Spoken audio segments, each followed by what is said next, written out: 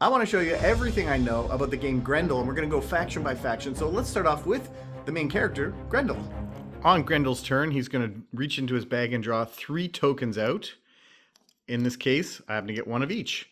He's going to place any of these tokens in the leftmost empty space on any of these rows. So wherever he places a token, he's going to do the action below and every action before it. So right now he would move 2 spaces. Up here he would punch. But if he were to place another token after that, he would not only get to lure, but he also gets to punch. So the more he puts in a row, the more actions he gets below. And the other thing is, these colors do matter. If he plays white in the white zone, see there's a white header that matches the icon there, he gets the kicker bonus of adding aggression to a tower. Same thing over here. If he plays a gray token in the gray zone, he adds aggression to a tower.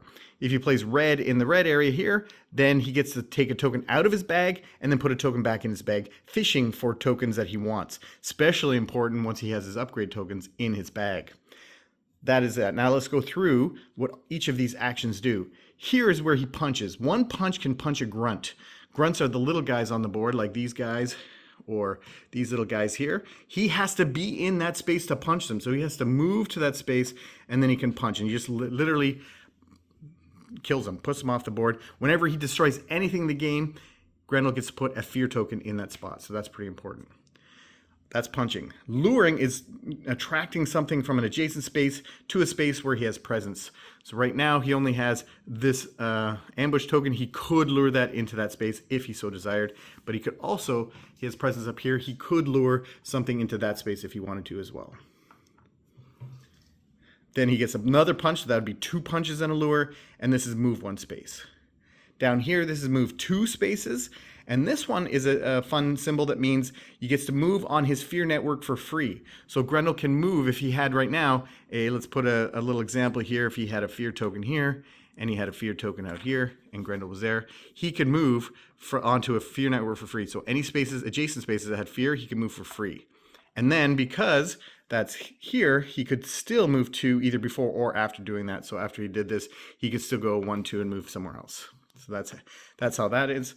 Shielding is when you flip a token that's on the board to its shielded side. So here we might take this one and shield it like that.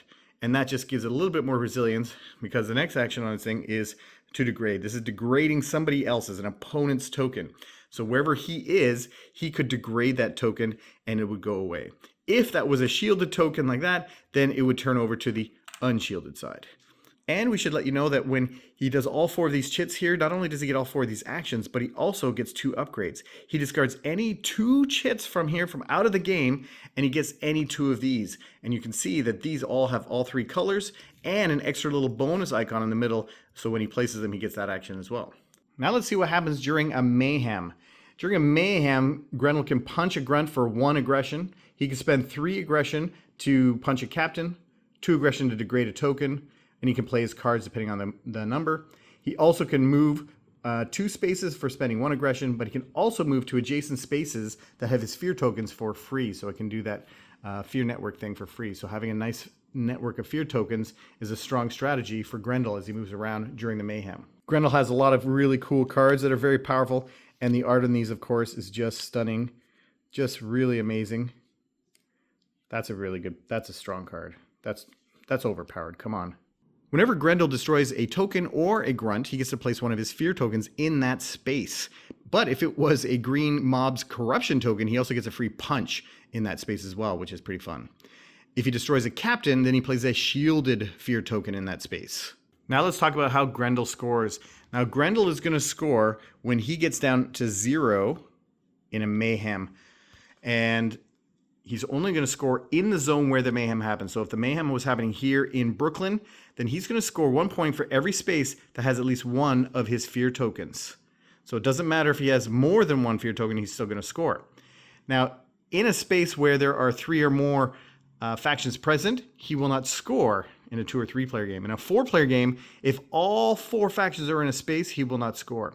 So nobody is scoring in this space right here because all 4 factions are present. So Grendel's score would be 1, 2, 3, 4 points for Brooklyn. What I like about Grendel is that he has to decide if he wants to punch during the planning phase, and he's only one of 2 characters that can do that, or if he wants aggression, the only way to get it is by putting gray and gray and white, which is more utilitarian and lets him move around, but he's not punching as much. So I like that little kind of strategy choice there. And then also the fact that he can move around for free on his fear network also adds a nice layer of strategy as he tries to create a nice fear network that allows him to move around during a mayhem, so he can get to wherever he needs to go and not waste his aggression on movement. So that's some of the insights on how Grendel works.